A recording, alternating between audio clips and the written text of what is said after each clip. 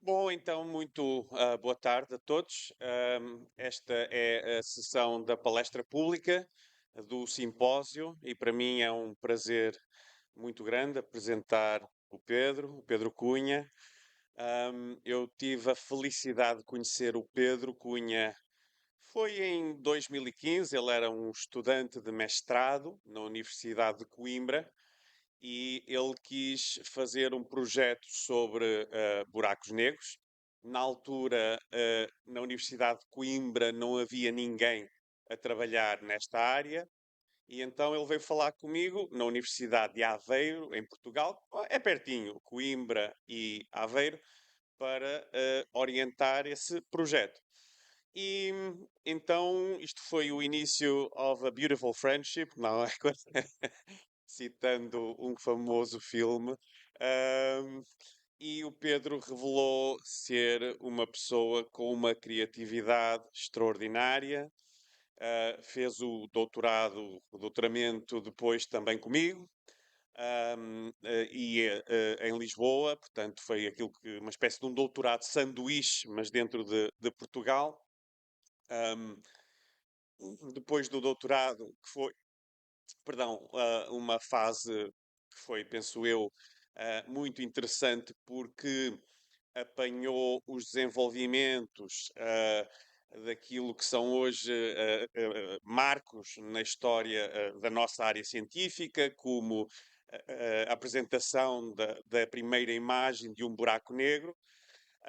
E nós percebemos que isso seria uma área promissora em 2015 já, e começamos a trabalhar nisso. Portanto, a primeira imagem apareceu em 2019, mas o projeto de mestrado que eu propus ao Pedro na altura foi: vamos fazer um tipo de imagem, mas não só de buracos negros, daqueles que todos conhecem, mas uns outros, que são aqueles que a gente tem andado a estudar, e também umas estrelas de bosões ou bosons, que são objetos muito interessantes. E o Pedro, de facto, foi uma pessoa que desenvolveu um código rapidamente, eficiente, de uma maneira extremamente profissional e madura, que nos permitiu começar a ter muitos resultados numa altura em que a área estava a arrancar e fazer alguns resultados que penso tornaram-se uma referência. O Pedro, depois do doutorado, foi para a Alemanha, que apanhou para o Max Planck, apanhou ali a altura também da pandemia. Foi uma experiência assim um pouco. ah, ah, não a melhor experiência, perdão. Aqueles cajus Haroldo estão aqui na garganta. Hum, e, portanto, foi uma fase também muito boa no sentido científico, em que continuamos a elaborar uns resultados sobre anéis de luz, umas órbitas especiais que os raios de luz podem fazer à volta em redor de buracos negros, e que também penso que se tornaram resultados muito interessantes. E o Pedro, em tudo isto, teve uma contribuição fundamental, e ele tem também uma grande apetência para comunicar. É uma pessoa que gosta de fazer coisas bonitas, de fazer imagens, eh, de produzir objetos. Agora vamos ter uma conferência que é a Black Holes Workshop em Aveiro, e o Pedro tomou a iniciativa de fazer umas canecas que têm umas imagens bonitas. As t-shirts que vocês veem do grupo, foi sempre o Pedro que tomou a iniciativa de fazer aquelas imagens. Portanto, o Pedro tem dado uma contribuição fundamental ao nosso grupo. Um, e durante muitos anos nestas conferências eu dei palestras públicas e, enfim, chegou o tempo de passar o testemunho a alguém que certamente irá fazer um trabalho, se não melhor, certamente tão bom, mas acredito que bastante melhor. E, portanto, é um prazer muito grande apresentar o Pedro. E, Pedro, então tens agora a palavra para desvendar o invisível, a fotografia de buracos negros e suas sombras. Muito obrigado.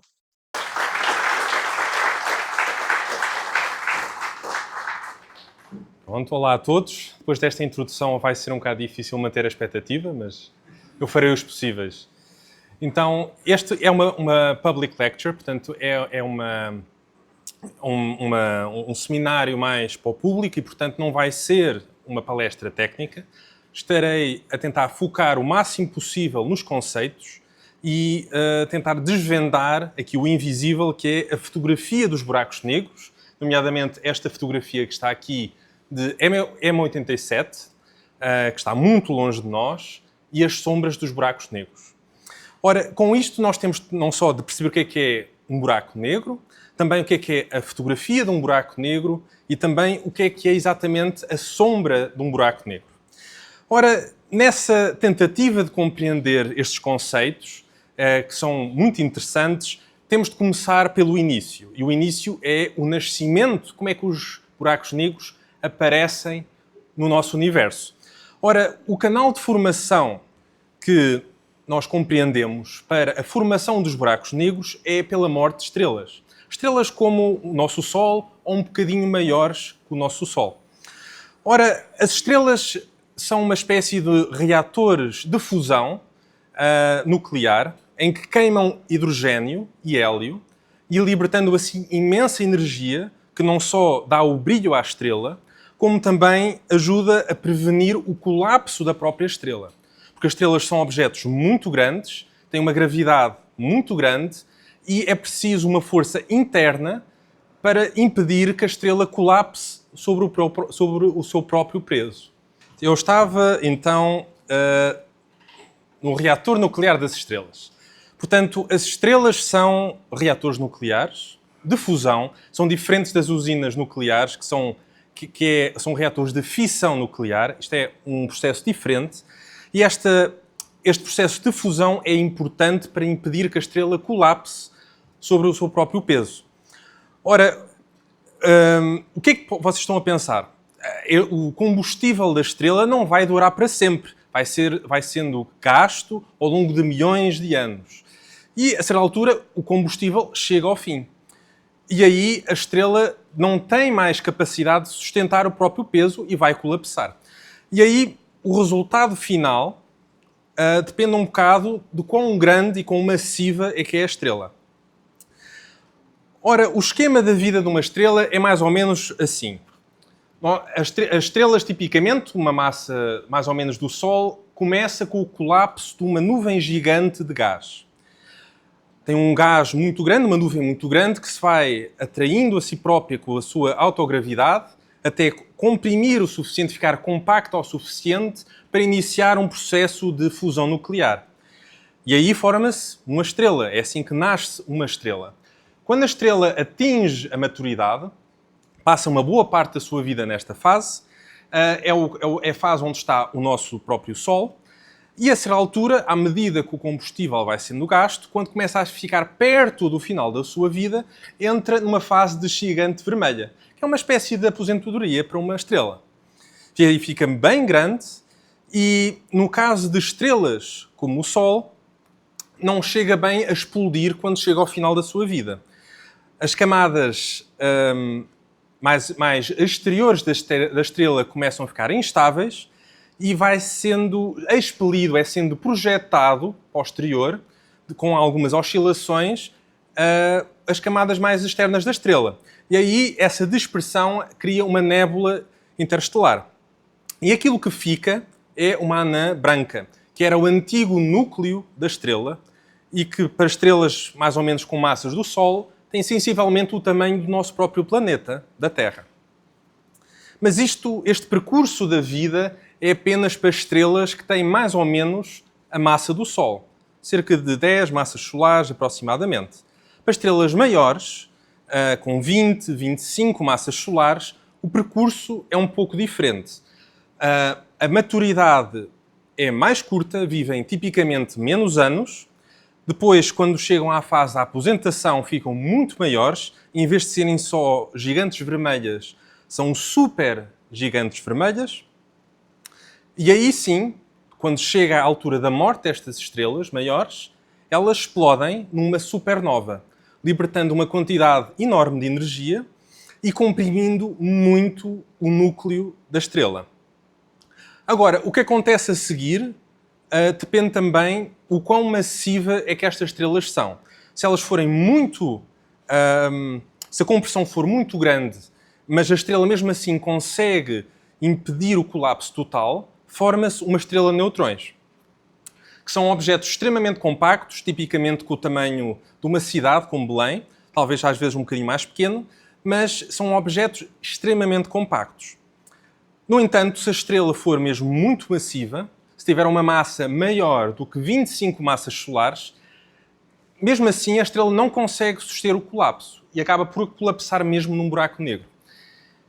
É assim que se pensa que as estrelas, que os buracos negros estelares são criados, através do colapso de estrelas massivas, mas estes não são os únicos buracos negros que existem no universo. Estes buracos negros criados assim têm entre 3, 10 massas solares, dependendo um bocado talvez do tamanho da estrela, mas há buracos negros que são muito, muito maiores do que estes. E o herói da nossa história, que vai ser M87, vai ser um buraco negro supermassivo. É um buraco negro que existe no centro de uma galáxia.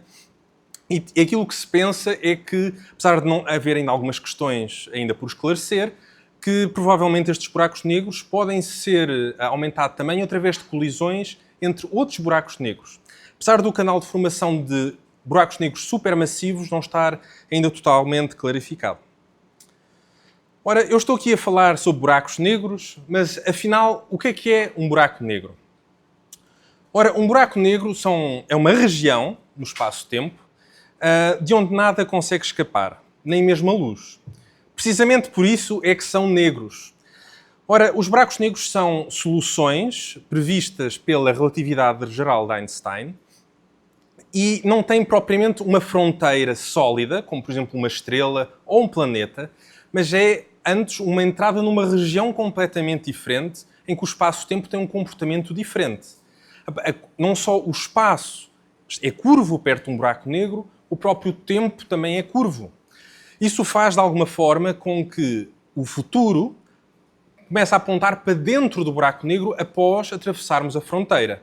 E como nós não conseguimos viajar para o passado, após entrarmos dentro do buraco negro, também não conseguimos sair. Para ilustrar este conceito, tenho este vídeo do Kurzgesagt, que é um canal no YouTube de divulgação. Estou a dar o devido crédito ao canal. Essencialmente, um buraco negro tem uma superfície de fronteira, que é o horizonte de eventos, e podemos fazer uma analogia com um rapaz que está a nadar num rio que vai cair numa cascata, ou cachoeira, não é? Como costumam dizer aqui. Ora, à medida que o rapaz vai nadando, pode não sentir absolutamente nada, apesar de a água começar a ganhar velocidade. A questão é que, se ele se aproximar demasiado perto do fim, mesmo que ele comece a tentar nadar para fugir da queda, a partir de certo ponto já não há volta a dar. Por mais que ele se esforce, ele vai cair na cascata. E isto é antes ainda da queda propriamente dita. É só um ponto de não retorno.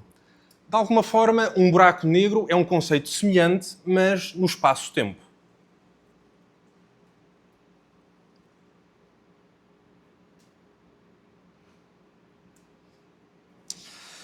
Ora, o herói da nossa história de hoje é o objeto ultracompacto M87 estrela que existe na galáxia M87, que se encontra muito longe de nós.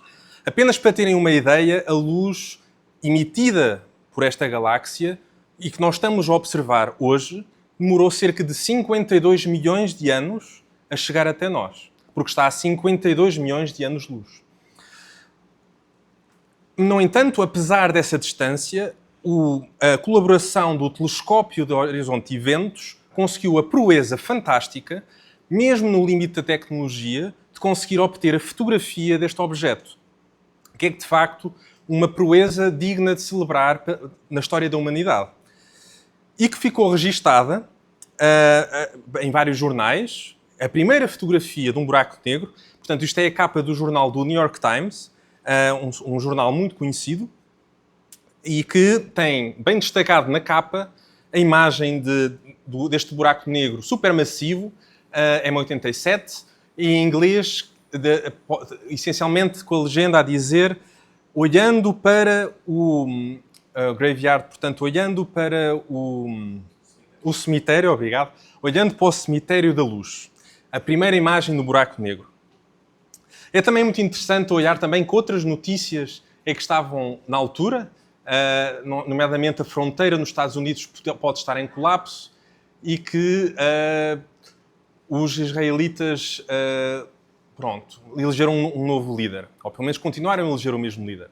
E, portanto, é interessante perceber o que é que estava a acontecer há 5 anos, porque isto foi em 2019. É impressionante como o tempo passa. Ora, esta imagem foi obtida de um objeto que está realmente muito longe, e apenas para ilustrar o quão longe é que este objeto está, tem aqui este esquema. Portanto, isto aqui é uma fotografia do Google Maps deste edifício. Se nós imaginássemos que a nossa galáxia tivesse o tamanho deste anfiteatro, sensivelmente 27 metros, então a galáxia mais próxima de nós iria estar ainda dentro do campus da UFPA, mas já perto do hospital. E M87 iria estar a cerca de 16 km de distância. Este número está rigoroso. Iria estar mesmo na fronteira da cidade. Portanto, isto é apenas para ilustrar, de facto, o quão longe é que M87 está relativamente à escala da galáxia.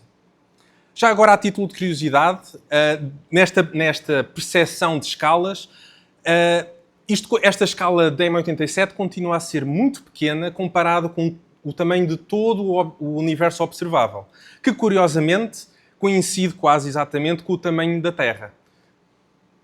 Portanto, é interessante. E ainda mais é interessante, a única razão pela qual foi possível observar M87 a esta distância é porque ele é um buraco negro supermassivo, realmente muito grande. Tão grande, na verdade, que todo o nosso sistema solar iria caber lá dentro e ainda ia sobrar espaço. Portanto, é de facto mesmo um monstro do cosmos, tem cerca de mais de 1 bilhão de massas solares e é um colosso. E só por causa disso é que foi possível observá-lo com o horizonte do telescópio de eventos, ou Event Horizon Telescope em inglês. Ora, isto de facto é uma proeza da tecnologia. Como é que foi possível obter esta imagem? E, portanto, acho que vou reservar algumas palavras para explicar como é que isto foi conseguido. Ora, este buraco negro está tão longe que é preciso uma resolução no céu tão grande, cerca de 50 microarcsegundos, que corresponde sensivelmente a tentar tirar uma fotografia de uma moeda na Lua. Portanto, é, de facto, um esforço muito grande.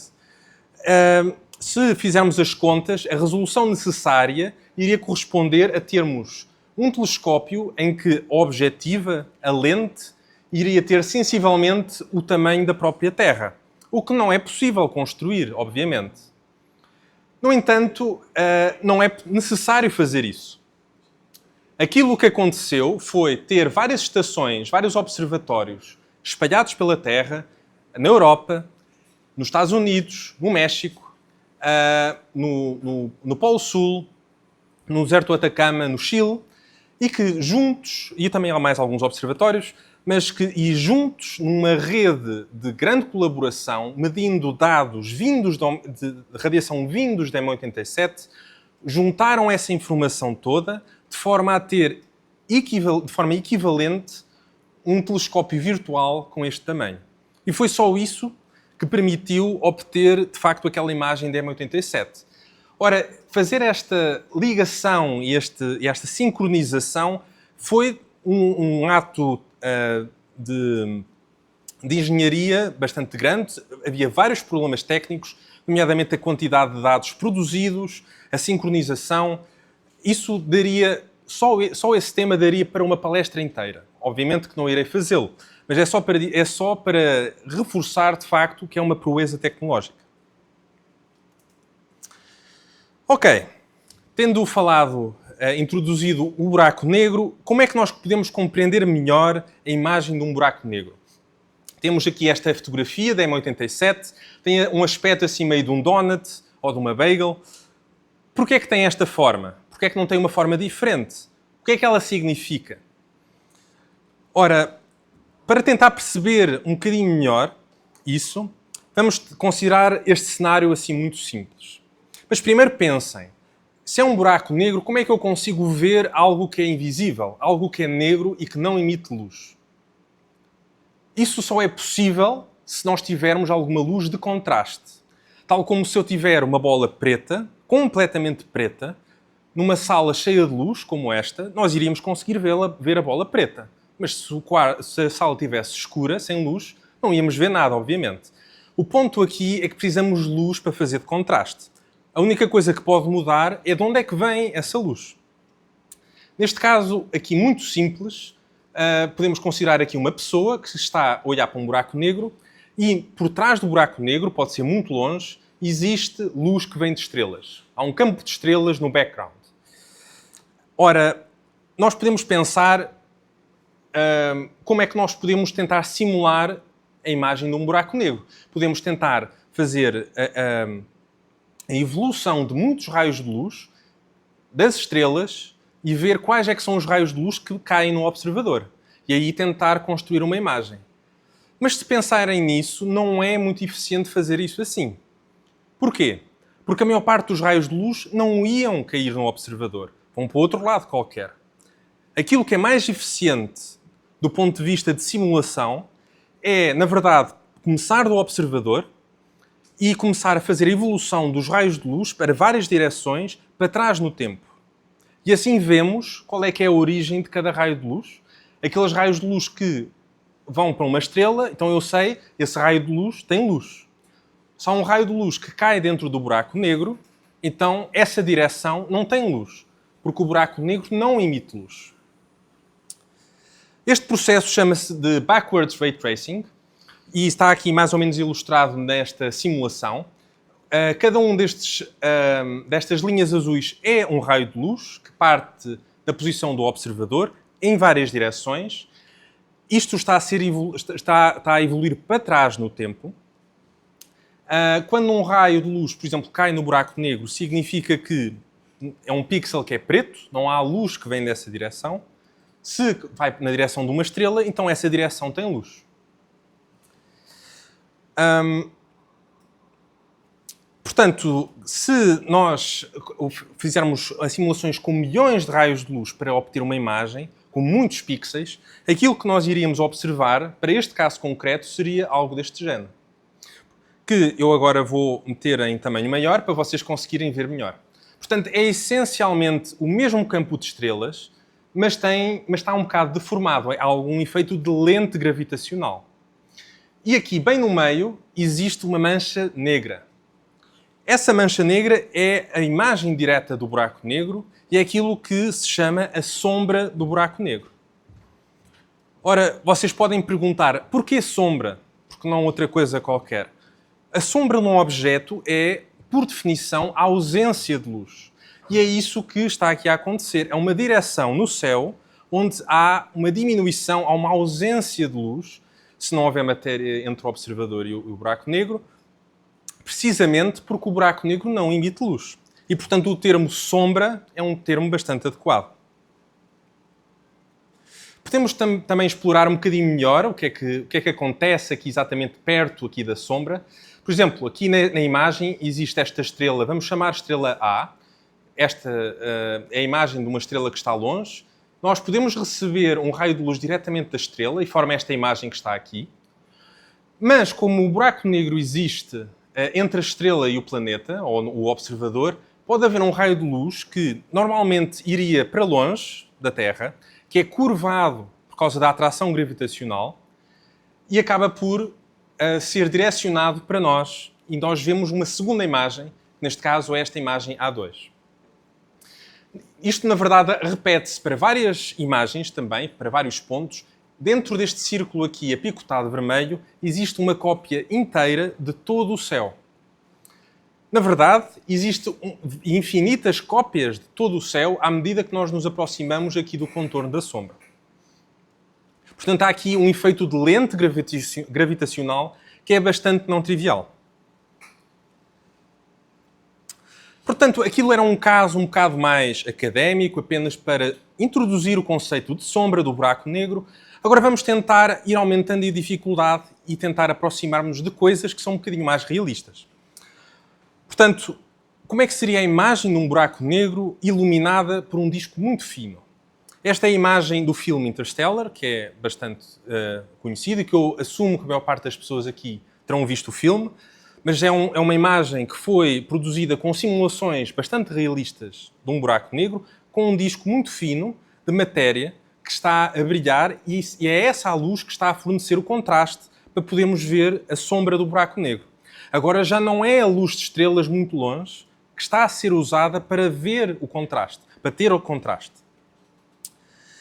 Ora, neste caso, nós temos um disco assim bem plano, muito fino, metemos o buraco negro no meio e por causa deste efeito de lente gravitacional, o disco vai ficar deformado, de forma a vermos a parte que estaria por trás do buraco negro e que normalmente não seria visível, ela vai aparecer por cima e a outra parte por baixo, devido a este efeito de lente gravitacional muito forte.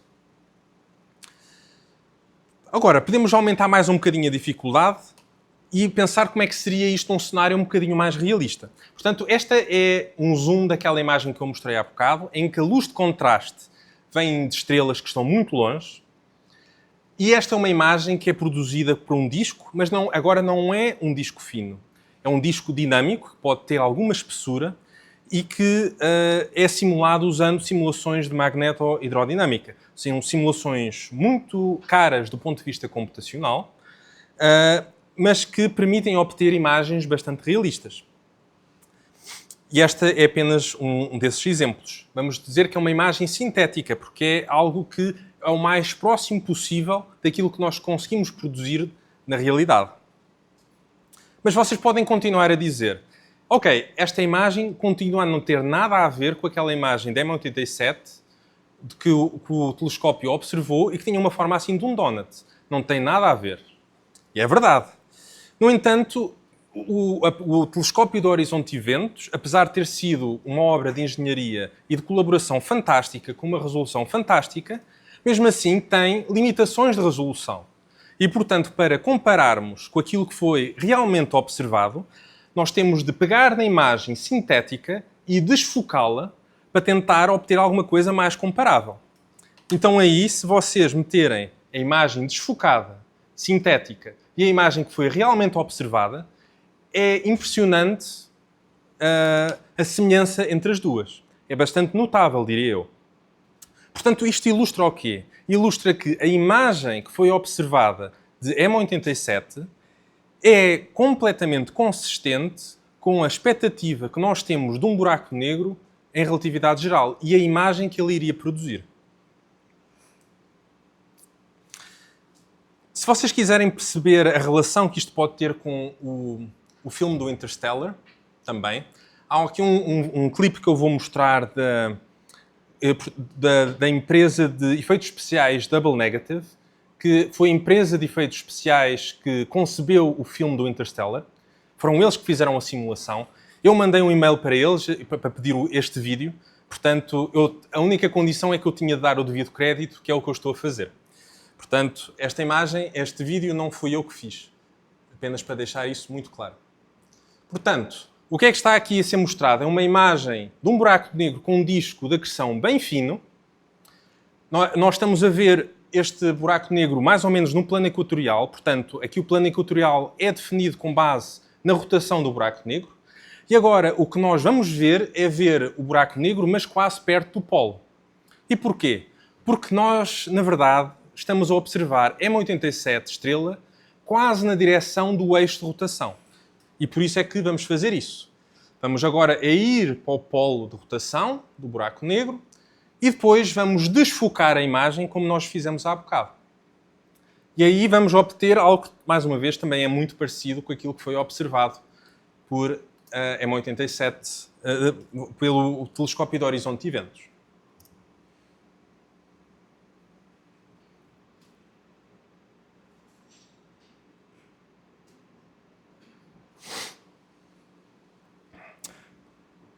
Ok, E agora que já perceberam um bocadinho melhor porque é que a imagem é o que é, podemos agora tentar entrar em alguns detalhes um bocado interessantes. O que é que determina exatamente o contorno da sombra do buraco negro? O que é que ela significa? Será que ela é uma imagem da superfície do buraco negro, do horizonte de eventos? A resposta é não. Não é uma imagem do horizonte de eventos. É uma imagem de algo diferente. É a imagem de uma órbita. Para percebermos isto um bocadinho melhor, porque é que faz sentido que seja assim, vamos considerar a seguinte situação. Temos aqui um desenho de um buraco negro. Esta vai ser a órbita que vai ser interessante. E nós agora vamos fazer a propagação de um raio de luz que vai passar perto do buraco negro, mas não o suficiente para ele cair. Portanto, ele vai curvar, a trajetória vai curvar e vai conseguir escapar. Se agora nós mandássemos um raio de luz de forma a passar mais perto do buraco negro, ele pode cair. Então, nós podemos pensar, entre estas duas situações, deve haver um caso qualquer de um raio de luz que vai curvar o suficiente de forma a fechar a sua órbita sobre si própria. Esta órbita, que é muito especial, chama-se a órbita do anel de luz, ou light ring, em inglês. E ela é muito interessante porque, por exemplo, numa situação em que há simetria esférica, portanto, eu posso rodar o buraco negro e ele aparece, tem essencialmente a mesma geometria, a geometria não muda. Estas órbitas, em planos diferentes, vão todas determinar a sombra do buraco negro. Ou, mais especificamente, vão determinar o contorno da sombra do buraco negro. Portanto, por exemplo, um ponto aqui na sombra vai ser determinado por uma destas órbitas num certo plano. Um outro ponto aqui no edge da sombra, no contorno da sombra, vai ser determinado por uma outra órbita. E pronto, é essa a razão pela qual esta imagem, na verdade, não é uma imagem propriamente da superfície do buraco negro. É uma imagem destas órbitas. Mas estas órbitas estão muito perto do buraco negro e, portanto, de alguma forma, pode ser até usado para fazer testes sobre o modelo do buraco negro e da própria geometria. Há aqui agora, indo agora numa parte um bocadinho mais... um bocado diferente, temos que agora questionar-nos sobre algumas coisas. Nomeadamente, a sombra de um buraco negro comporta-se como nós esperaríamos para um objeto normal. Quando eu me aproximo de um objeto, o tamanho dele que eu vejo aumenta de tamanho. É só até um certo ponto. Será que a sombra tem exatamente o mesmo comportamento? Ora, para perceberem melhor aquilo que eu vou mostrar, deixem-me só definir o que é o céu local. Portanto, vocês estão aqui, têm um certo terraço, podem estar lá fora, e olham para as estrelas. Vocês podem imaginar que as estrelas estão, de alguma forma, projetadas numa esfera, ou na verdade, metade de uma esfera, que é o vosso céu local. E é isso que vocês veem à vossa volta. Se nós estivermos bastante longe do buraco negro, isto aqui é uma representação do nosso céu local, esta mancha aqui preta é uma representação da sombra no nosso céu local. Aquilo que nós vamos ver, se estivermos longe do buraco negro, é uma pequena sombra. Isso é esperado. E se nós nos aproximarmos um bocadinho mais do buraco negro, o tamanho da sombra aumenta também. No entanto, a certa altura, o tamanho da sombra começa a aumentar muito rapidamente. E chega até um ponto, ainda bastante longe de chegarmos a entrar no buraco negro, em que a sombra ocupa metade do céu. Se pensarem, isto faz sentido, porque se lembrarem daquela órbita circular de luz que eu mencionei, ela corresponde exatamente a esta localização. Porque se eu estiver na órbita e eu ligar um laser ou uma luz para a minha esquerda, esse raio de luz vai ser curvado pela gravidade do buraco negro, vai dar a volta e vai chegar-me pelo outro lado. E por causa da simetria do buraco negro, metade do céu exatamente vai ser escuro por causa da sombra. Mas isto é ainda antes de chegar ao buraco negro. Se eu me aproximar ainda mais um bocado, agora a sombra vai ocupar mais de metade do céu. E a mesma coisa. O que é que acontece quando nós tocamos no buraco negro a sombra vai ocupar totalmente o céu e aí deixamos de ter contacto, pelo menos para um observador que está localmente parado, com a informação vinda do exterior ou com a luz que vem do exterior.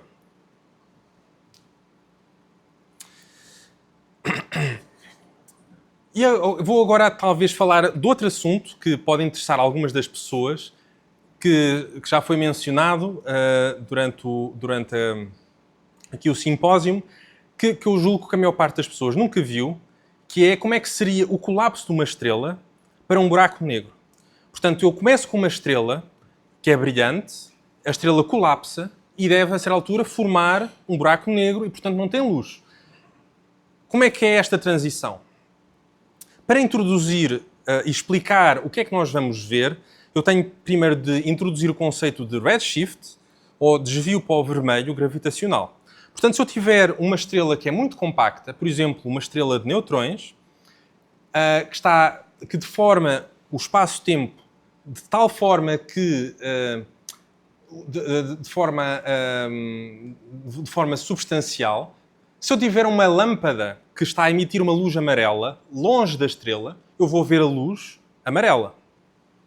Se eu agora aproximar a lâmpada da estrela um bocadinho, ela localmente vai continuar a emitir uma luz amarela, mas alguém que vai estar longe vai ver a luz um bocadinho mais escura, menos intensa e um bocadinho mais avermelhada.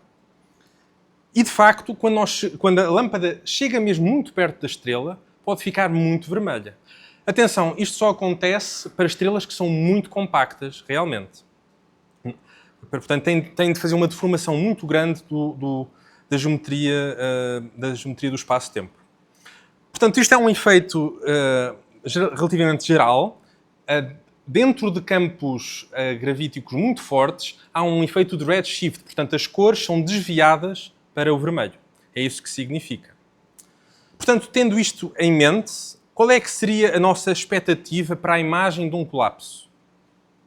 Nós temos uma estrela inicial, pode ser o Sol, se bem que para o vídeo que eu vou mostrar vai ser mais próximo, na verdade, de uma estrela de neutrões. À medida que a estrela vai colapsando, a superfície da estrela vai ficando numa zona em que o poço potencial gravítico é mais forte e, portanto, ela vai ficando mais escura e mais vermelha. Essa é a expectativa. E vai ficando assim toda assim bem vermelha. E a certa altura, este efeito de redshift é tão grande e a diminuição da luminosidade é tão grande que esperamos ver uma mancha preta e temos a sombra. Só que há aqui um problema. Não é exatamente isto que acontece. É quase, mas há uma modificação importante.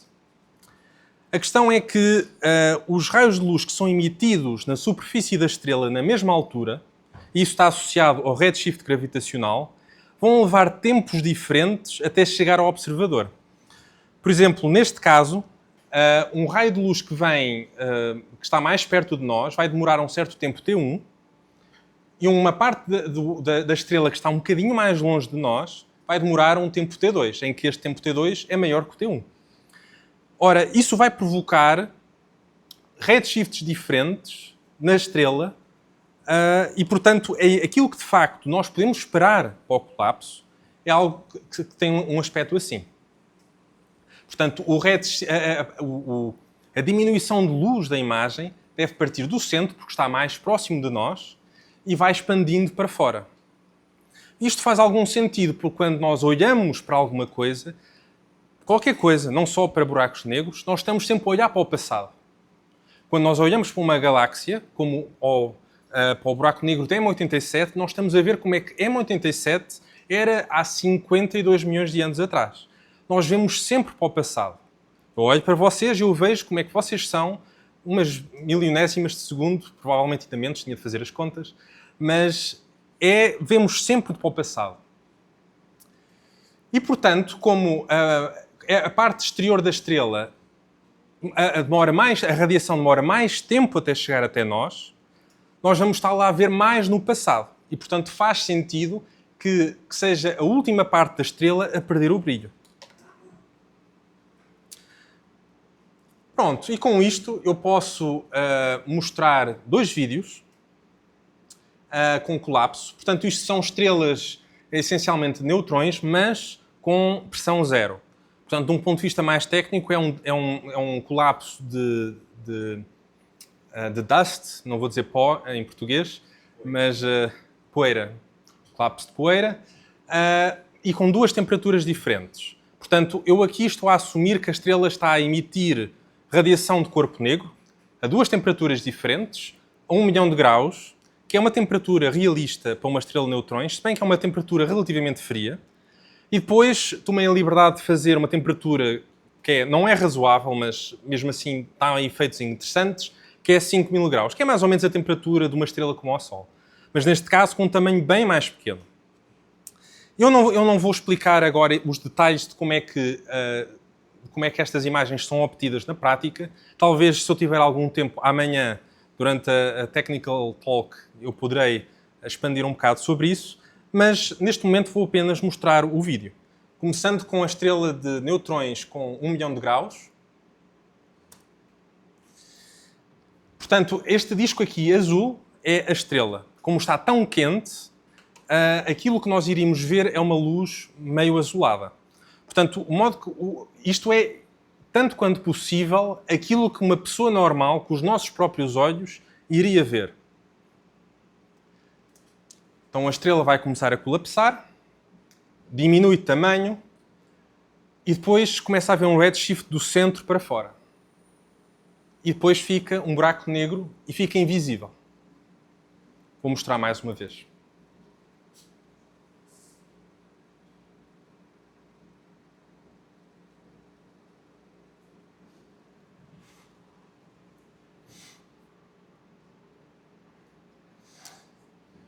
E agora, para o caso de 5.000 graus, e para ser um bocadinho mais interessante, aquilo que foi feito é introduzir alguma rugosidade na estrela. Até para conseguir perceber como é que nós vemos diferentes partes da estrela à medida que a estrela colapsa.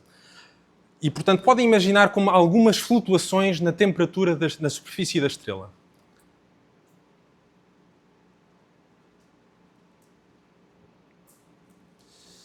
Portanto, isto é uma estrela que tem cerca de 5.000 graus Celsius, que está a rodar, tem umas pequenas flutuações na luminosidade, e depois colapsa e forma um buraco negro.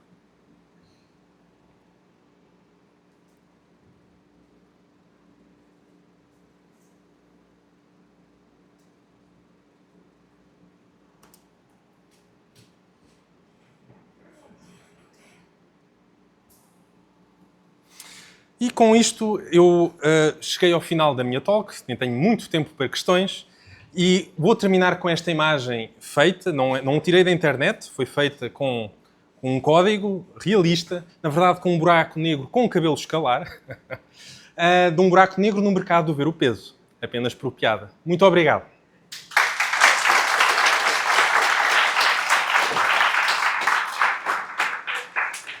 Muito obrigado, Pedro, por esta palestra muito interessante, fascinante, diria.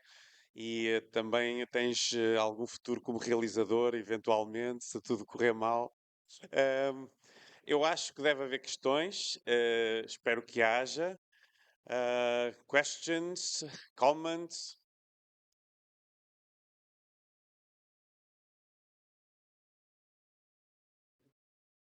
Oi, Pedro. Obrigado pelo seminário. Muito interessante, principalmente o vídeo.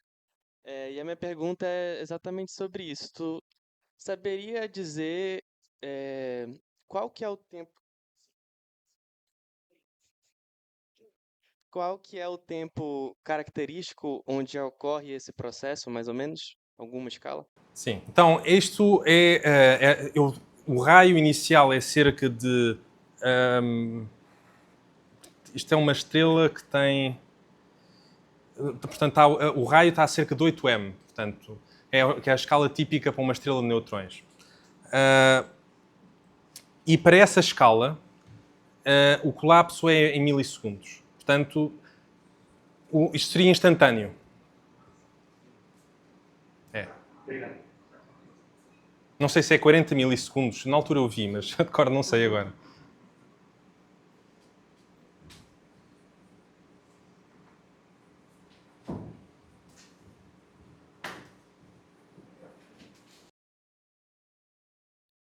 professor Pedro. Obrigado pela apresentação. Queria dizer que a apresentação do professor não foi nada exagerada e, de fato, além de um ótimo pesquisador, o senhor também é um bom comunicador.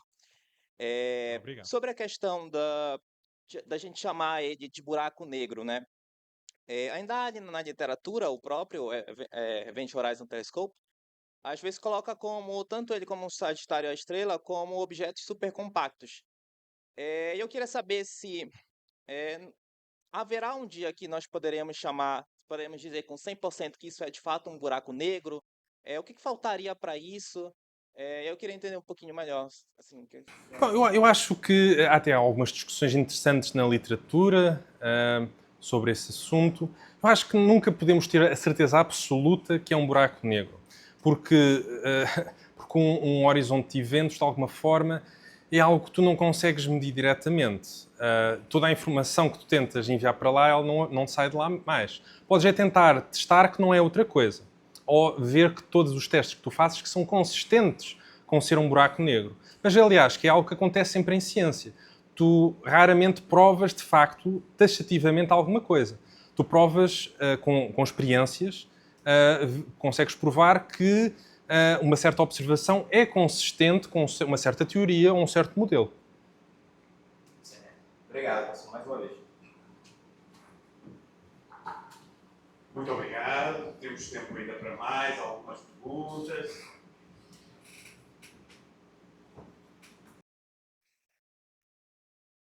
Obrigado pela apresentação. Só tenho uma curiosidade. O buraco negro que tem rotação vai influenciar na sombra ou no disco dele, na imagem que eu vou Vai. adquirir?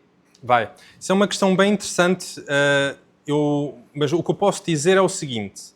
Para um buraco negro, eu agora não tenho isso aqui, mas eu posso mostrar talvez a última imagem, por exemplo. Esta aqui, do ver o peso.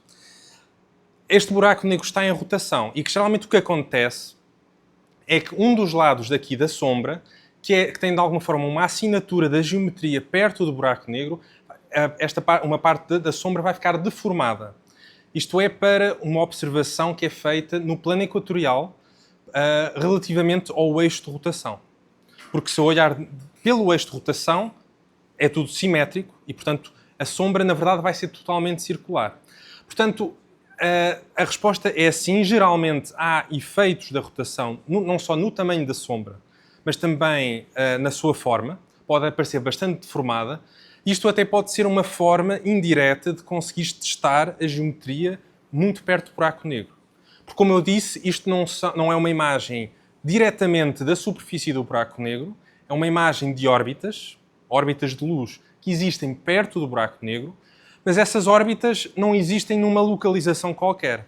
Têm de existir em localizações bem definidas para uma dada geometria. Portanto, pode ser uma forma indireta de conseguir testar um certo modelo. Por exemplo, se é um buraco negro de Kerr, por exemplo, que é uma única solução em relatividade geral em vácuo. Em relatividade geral em vácuo, em equilíbrio. Ou podes ver se pode ter algum tipo de matéria que está a interagir de forma muito forte na própria geometria, como é o caso aqui.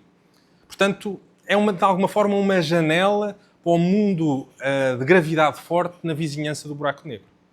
Ah, sim. E, por exemplo, se eu pego uma imagem do buraco negro, eu consigo estudar a massa dela através da imagem, só pela imagem? Sim. Consegues fazer constrangimentos. Só que aí tens um problema. Tu tens também, queres medir a massa do buraco negro, mas se tu queres também testar qual é que é a geometria e o modelo, tu não podes saber tudo.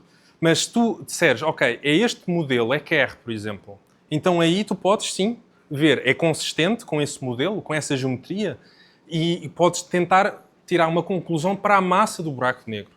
Por exemplo, para o M87 estrela, é possível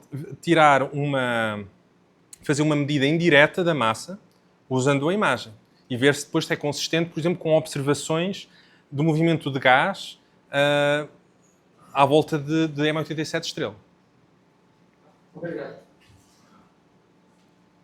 Muito obrigado mais uma vez. Continuamos a ter mais algumas perguntas. Obrigado. Eu tenho uma dúvida sobre o tempo computacional para realizar essas imagens e até para correlacionar a que foi feita do buraco negro. Pa- E para correlacionar com a que foi feita do buraco negro entre o que foi observado real e o que foi simulado. Hum. Ok, então, por exemplo, para fazer uma simulação desta imagem, isto tem cerca de 10 milhões de pixels. Portanto, integrado, como cada pixel demora algumas horas para obter assim para uma resolução grande uma imagem destas. Mas se usares um supercomputador, fica bem mais rápido. Mas se tu somares o tempo todo gasto, demora ainda algum tempo. Para obter aquele vídeo do colapso da estrela, é um vídeo, portanto tens de obter uma imagem para cada frame. E, portanto, é um tempo que tu gastas para cada uma destas imagens, mas multiplicado por todos os frames. Portanto, respondendo à pergunta, não sei. Foi uma coisa feita ao longo de algum tempo, mas demorou algum tempo. Não foi rápido. Até porque no início havia alguns bugs e tudo, e, portanto, teve alguns testes. Demorou algum tempo. Não sei. Provavelmente para futuras apresentações é melhor ter esse número, mas agora não tenho. Relativamente à observação do telescópio de horizonte de eventos, a observação propriamente dita foi feita num dia, mas, como eu disse, foi uma observação feita em vários observatórios, é uma rede. Cada um deles sincronizou a observação, mas é uma quantidade completamente enorme de dados. Não sei se era petabytes, agora não tenho a certeza qual é que é o volume exato, mas é um volume completamente astronómico de dados. De tal forma que era mais rápido, em vez de mandar essa informação pela internet, porque acho que houve 2 centros de análise, um deles acho que era na Alemanha, em vez de enviar essa informação pela internet, foi mais rápido pegar nos discos rígidos, no hard drive, e levá-los de avião. De tal forma que era tanta informação. Depois, essa informação foi processada em supercomputadores, antes de conseguir diluir tudo aquilo numa imagem final, que tem poucos kilobytes. Agora, se me perguntares quanto tempo é que isso demorou, que acho que era também uma das perguntas, não sei, mas demorou algum tempo. Facilmente pode ter demorado alguns meses. Mas eu não estou na equipa, não posso dizer com precisão. Mas não foi num dia. Muito bem. Mais uma pergunta.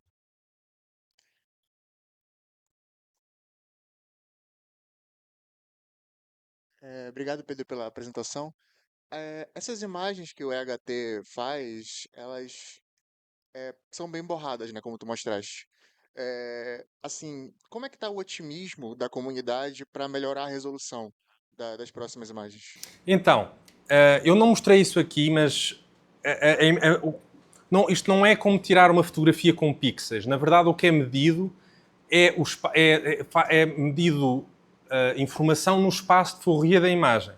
Portanto, sem querer complicar, porque eu sei que isto é uma public talk, mas é como decompor. Eu posso decompor um som em várias frequências. Isso é um bocado a decomposição de Fourier. E eu posso fazer algo parecido com uma imagem. Posso decompor em componentes da imagem que são componentes mais agudas e outras mais graves.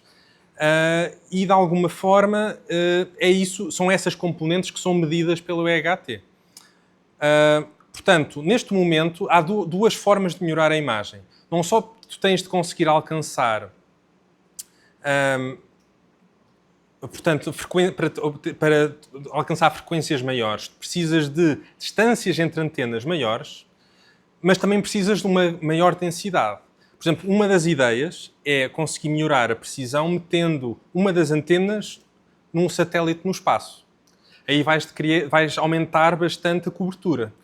Mas depois, até li alguns artigos interessantes sobre isto, porque depois é preciso escolher o quão grande é que é a órbita do satélite. É mais perto da Terra, é mais ou menos a meio, um bocado mais longe.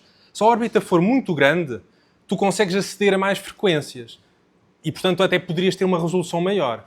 Mas a imagem não vai ter muito mais qualidade. Para conseguires ter uma boa qualidade, para essa resolução, tu tinhas de ter imensos satélites.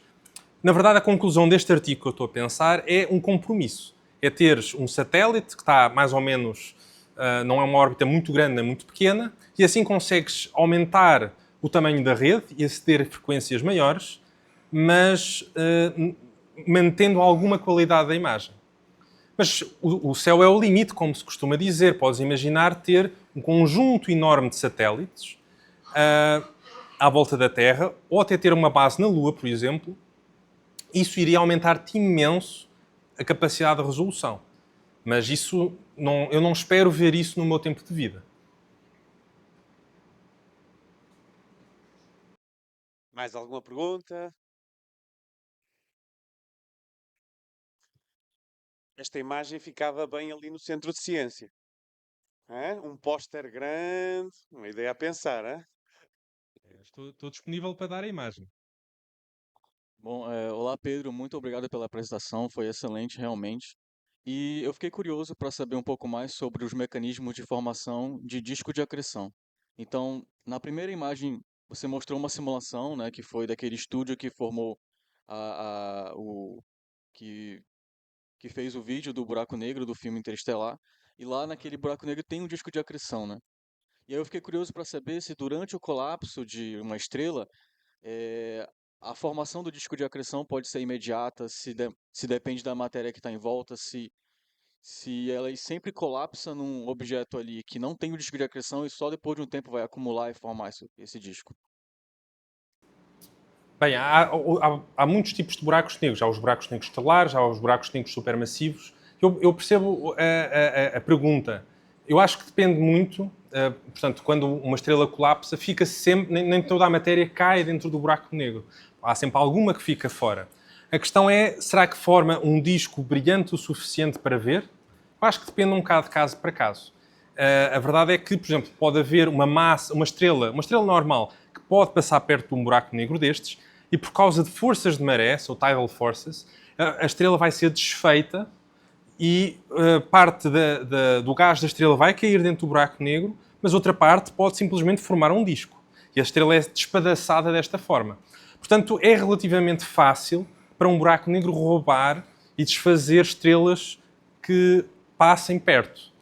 E para buracos negros que estão no centro das galáxias, especificamente é no centro, é um meio onde a densidade de estrelas é maior, também não é muito difícil conseguir acumular discos de acreção. Por exemplo, M87 é relativamente brilhante e Sagitário há estrela no centro da nossa galáxia também. Mas, à partida, teoricamente, nada impede que possa ter um buraco negro nu, na medida em que não tem nada à volta. De alguma forma, isso é um bocado assustador, porque, nesse caso, a única forma de ter luz de contraste para o ver é a luz das estrelas, que não é muita. Portanto, isso seria mesmo uma ameaça invisível. Muito obrigado. Pedro, ainda estás disponível para mais algumas questões? E na audiência temos mais algumas questões. Alguém quer esclarecer algum aspecto sobre buracos negros que sempre quis saber mais e agora tem a oportunidade? Então vá, temos aqui o Haroldo. Vamos lá, Haroldo. Parabéns, Pedro, pela palestra. É muito interessante, fascinante o assunto aqui.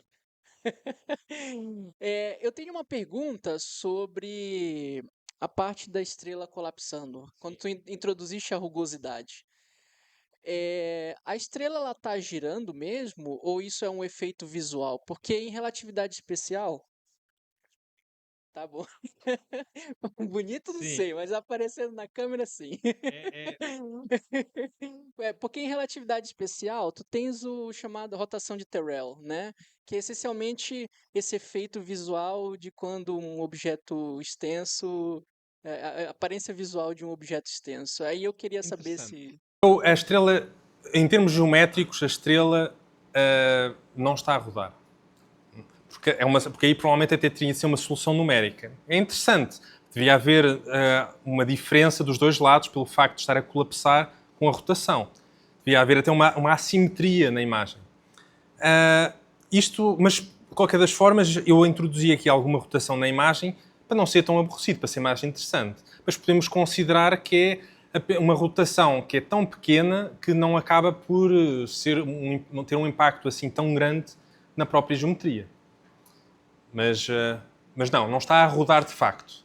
Então, porque no vídeo deu a sensação de que ela está rodando. É.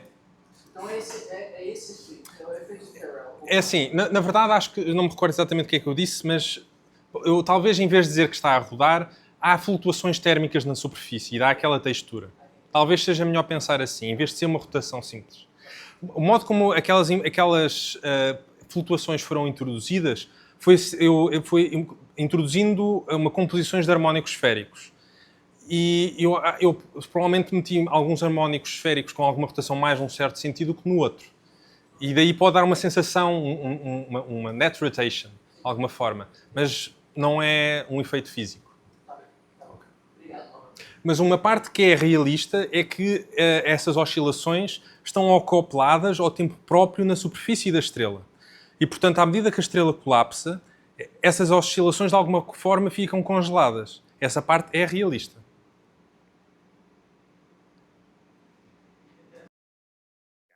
Muito obrigado. Mais alguma pergunta? Já estão prontos para terminar o dia? Então vá.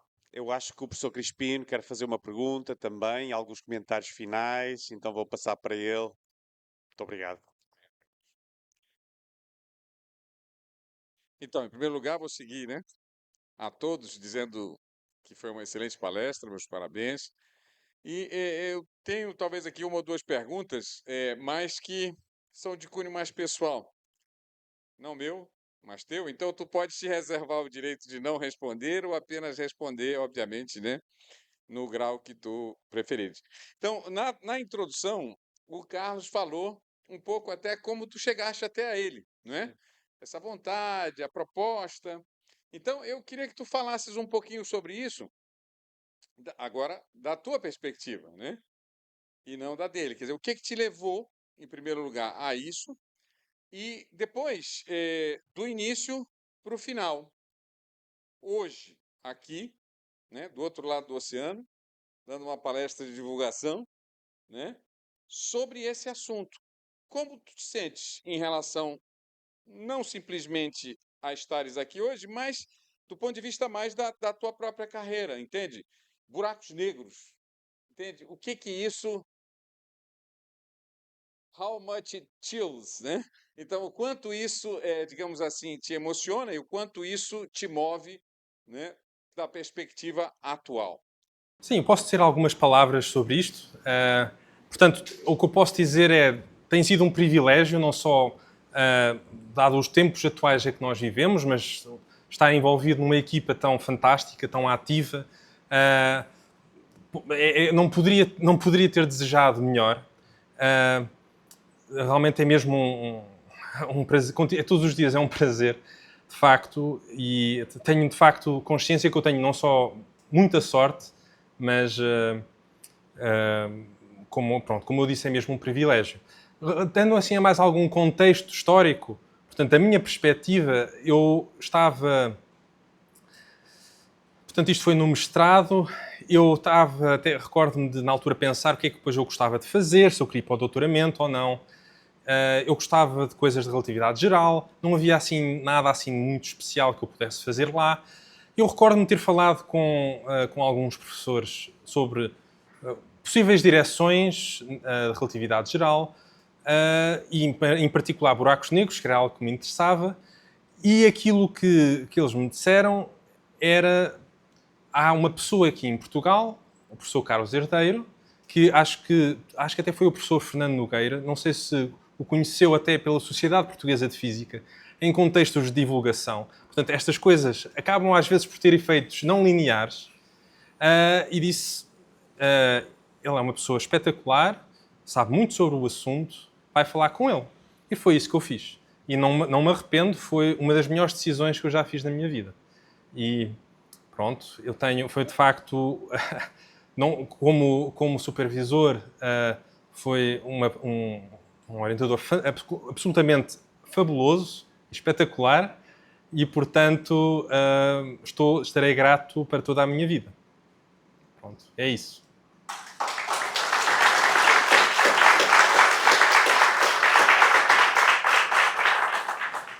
Muito obrigado pelas palavras simpáticas. Agora podemos entrar aqui numa de elogio mútuo e tal, mas seria um pouco embaraçoso. Então eu acho que é um bom momento para terminarmos, agradecendo ao Pedro esta excelente palestra, o entusiasmo. O Pedro é de facto entusiasta. E eu penso que temos de ser entusiastas no que façamos na vida, senão não vale a pena fazer. E em particular nesta área, que realmente para aqueles que têm a paixão é um privilégio, como disse o Pedro, e estamos na altura certa para o fazer e, portanto, aproveitar esta oportunidade de participarmos numa aventura que é muito maior do que nós e que é transversal a diferentes culturas, gente de todo o tipo de país, de todo o tipo de origem e que nos une, como voltando um pouco à sessão de abertura, a ciência tem este poder para unir pessoas e eu penso que isto é um exemplo disso mesmo, este simpósio. Para terminar hoje a sessão, agradecer a todos os palestrantes. Eu já ia quase fechar, mas isso é amanhã. E, portanto, até amanhã. Muito obrigado a todos.